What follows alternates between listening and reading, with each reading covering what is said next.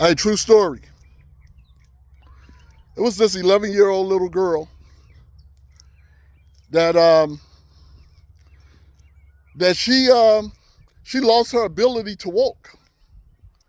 She lost her ability to walk, and the doctors ran every test possible to figure out what was preventing this little girl to walk. So they ran every test possible, done every diagnostic that was required, and the little girl still not able to walk.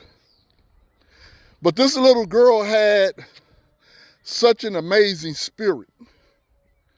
She has such an amazing spirit, and she would not take the diagnostic or the testing and believe it.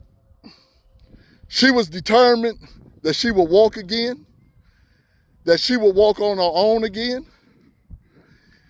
So she would lay on her back, visualize walking, imagine herself walking. Imagine herself walking, doing everything necessary in her power to walk. The doctors on the East Coast couldn't figure out, and this facility was a top-notch facility, one of the best in the country. They still couldn't figure out why this little 11-year-old girl couldn't walk, and the disease was attacking her immune system and her physical limbs.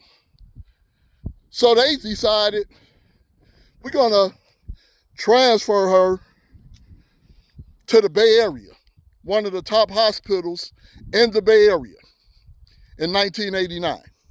So once they transferred this little girl, the little girl get the same test results of her not walking, get the same results that she would never be able to walk. The little girl still held firm to her determination and continued to use affirmations, imagination, visualization, and the technique necessary to manifest that I'm going to walk again. That was her attitude. And the doctors was all extremely impressed with this little girl's determination. So she would go to the physical therapy, to the swimming pool, do all the necessary exercises to get her physical agility back, but nothing was happening. And then in October, that's why I decided to do this in October.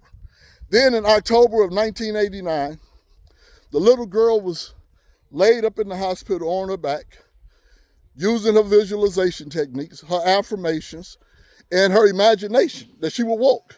And suddenly everything in the hospital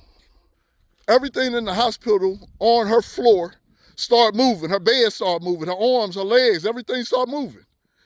The little girl yelled out to the doctors, "Hey, look, I can move. And the doctors and everybody on the floor that she was on was also hysterical and running for cover. Because the reality of it was actually an earthquake, the 1989 earthquake that devastated the Bay Area.